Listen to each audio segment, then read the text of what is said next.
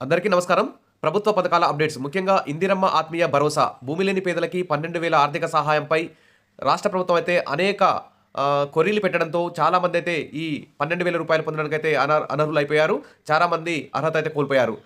అందుకోసమే మరి పేదలందరూ కూడా గ్రామీణ ప్రాంతాలు గానీ, పట్టణ ప్రాంతాలు గానీ సరే ఉపాధి హామీ కార్డుతో సంబంధం లేకుండా సెంటు భూమి లేని ప్రతి పేదవారికి ఈ 12,000 ఆర్థిక సాయం అందచేయాలని చెప్పేసి డిమాండ్ అయితే ప్రజల్లో నెలకొన్నది. కానీ రాష్ట్ర ప్రభుత్వం మాత్రం ఖచ్చితంగా ఉపాధి హామీ జాబ్ కార్డు ఉండాలి. 2023 సంవత్సరంలో కనీసం 20 రోజుల కరువు పని చేసి ఉండాలి.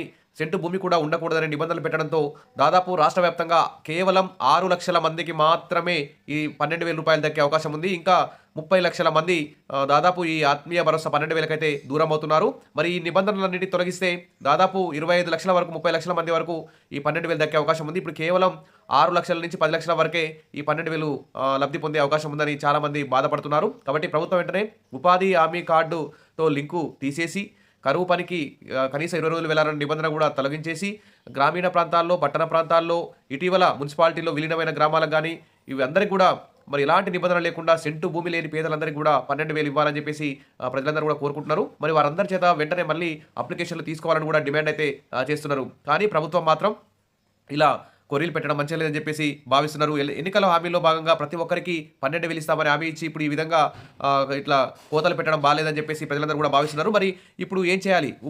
మీరు నిజంగా ఉపాధి హామీ కార్డు ఉంది మీకు.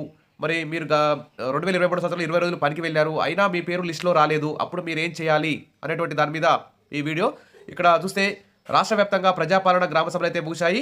మరి ఇందిరమ్మ ఆత్మీయ భరోసా భూమి లేని పేదలకు సంబంధించి 12,000కు సంబంధించి లిస్టులో చాలామంది పేర్లు అయితే మిస్ అయ్యాయి. అలా మిస్ అయిన వారందరూ కూడా కొంతమందికి పనికి పోయినా కానీ ఆన్లైన్లో నమోదు చేసేటప్పుడు తప్పులు పడ్డాయి. కొంతమంది ఆధార్ కార్డులు, జాబ్ కార్డులు లింకప్ లేకుండా ఉండడం, అకౌంటు సరిగా లేకపోవడం తదితర కారణాల వల్ల వారి పేర్లు అయితే మరి ఇందిరమ్మ ఆత్మీయ భరోసా 12,000 సాయానికైతే పేర్లు అయితే మిస్ అయ్యాయి.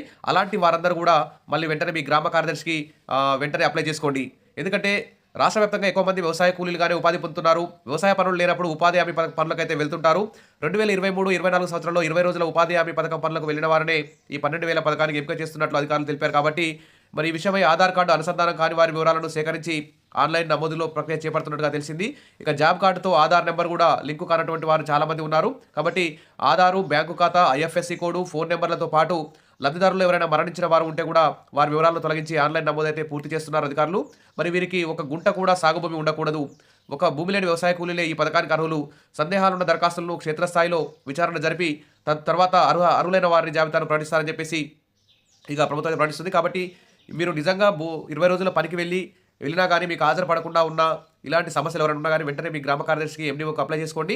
వెంటనే మీది ఆన్లైన్ చేసి అన్ని సరిదిద్ది మీకు ఈ 12,000 వచ్చే విధంగా సెకండ్ లిస్ట్లో ఖచ్చితంగా వచ్చే అవకాశం ఉంటుంది. కాబట్టి వెంటనే అప్లై చేసుకోండి అని చెప్తుంది. ఈ మార్చి 31 వరకు ఈ 4 పథకాలకు సంబంధించి ప్రక్రియ కొనసాగుతూనే ఉందని ప్రభుత్వం ప్రకటించింది. ఇది గుడ్ న్యూస్ అని చెప్పుకోవచ్చు. కాకపోతే పట్టణ పేదలకి, గ్రామీణ పేదలకి ఉపాధి హామీ కార్డుతో లింకు లేకుండా సెంటు భూమి లేని వారి ప్రతి ఒక్కరికి కూడా వారి యొక్క ఆర్థిక స్తోమతను గ్రామ సభల్లో పరిశీలించి చర్చించి అందరికీ 12,000 ఇవ్వాలని చెప్పేసి కోరుకుంటున్నారు. ఇప్పుడు కేవలం 10 లక్షల లోపు మందికే 12,000 భరోసా అందుతుంది.